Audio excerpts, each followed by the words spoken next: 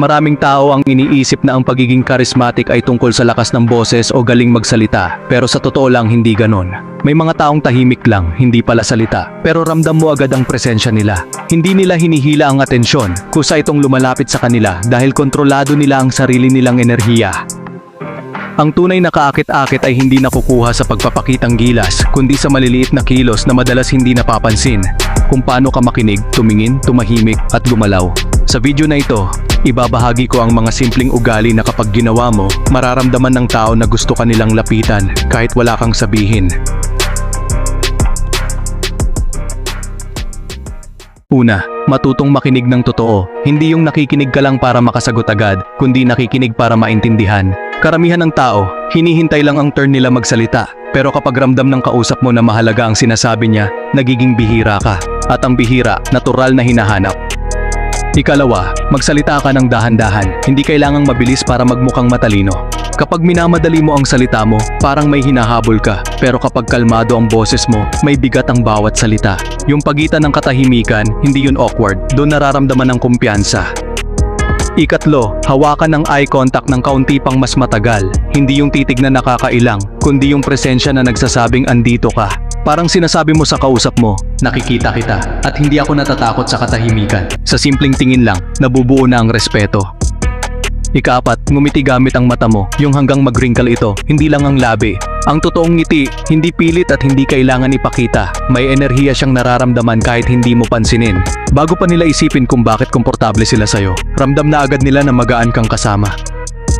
Ikalima, gamitin mo ang pangalan ng kausap mo paminsan-minsan. Simple lang yon, pero malaki ang epekto. Kapag narinig ng tao ang pangalan niya mula sa'yo, parang nagiging mas personal ang usapan. Ang dating estranghero, nagiging pamilyar, at ang pamilyar, nagiging malapit. Ika-anim, iayon mo ang enerhiya mo sa kausap mo ng banayad.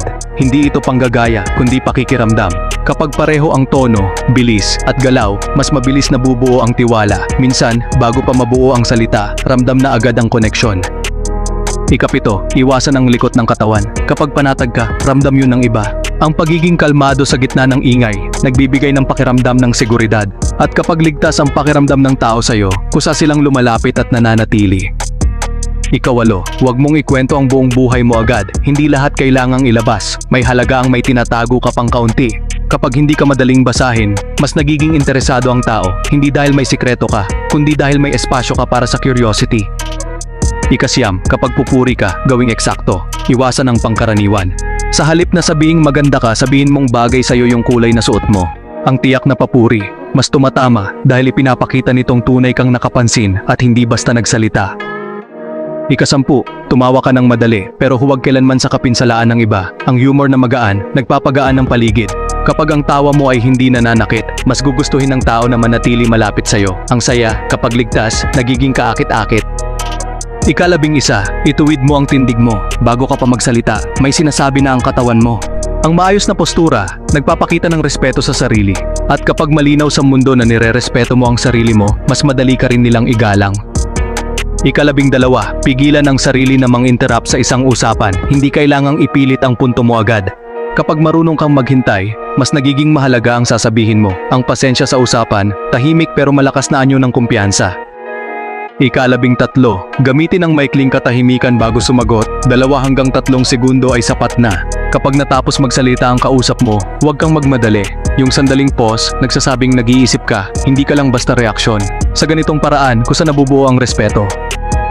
Ikalabing-apat, magsalita ka ng may init, hindi lakas. Hindi mo kailangan maging maingay para mapakinggan. Ang banayad pero buo ang boses, mas humihila ng atensyon kaysa sigaw. Ang tunay na kumpiyansa, maririnig kahit mahina. Ikalabing-5, tandaan mo ang maliliit na detalye tungkol sa kausap mo. Hindi yung malalaking kwento, kundi yung simpleng bagay gaya ng paborito niyang inumin, lugar na kinalakihan, o pangarap na nabanggit niya minsan. Kapag naaalala mo ang maliliit na detalye, nararamdaman ng tao na mahalaga sila sa'yo.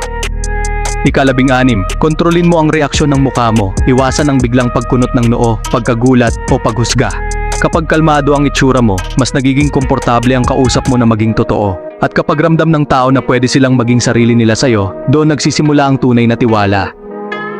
Ikalabing-7, tapusin mo ang usapan sa tamang oras. Huwag mong pahabain hanggang maubos ang enerhiya. Umalis ka habang magaan pa ang pakiramdam, habang may ngiti pa. Ganito kanila maaalala, hindi bilang nakakapagod, kundi bilang presensya na nakaka-refresh at gustong ulitin. Ika-18, matutong magbigay ng walang hinihintay na kapalit. Minsan simpleng salita lang, minsan maliit na tulong. Kapag ang kabaitan mo ay hindi may kondisyon, nagiging magaan ang presensya mo. At ang taong nagbibigay mula sa loob, palaging may kakaibang halaga. Ika-19, maglakad ka ng may layunin. Hindi minamadali, hindi rin tamad. Yung bawat hakbang, alam mong may direksyon. Kapag malinaw sa galaw mo na alam mo kung saan ka papunta, kahit hindi mo sabihin, ramdam ng tao ang kumpiyansa mo. Ika-20, manatili kang grounded kahit saan ka mapunta. Pwede kang tahimik pero ramdam, mabait pero hindi mahina, kumpiyansa pero hindi mayabang. Dahil ang tunay na karisma, hindi tungkol sa pagkontrol ng atensyon ng iba, kundi sa pagkontrol ng sarili mong enerhiya.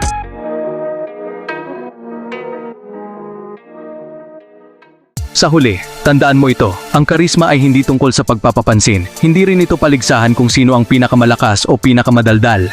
Ito ay tungkol sa kung paano ka manahimik, makiramdam, at manatiling buo sa sarili mo kahit may ibang tao sa paligid. Kapag kontrolado mo ang sarili mong galaw, emosyon, at enerhiya, hindi mo na kailangang pilitin ang koneksyon, kusa itong nabubuo. At kapag buo ka sa loob, natural kang nagiging presensya na hinahanap, hindi dahil gusto mo, kundi dahil ramdam ka. Go find your next victim. Close my eyes, predict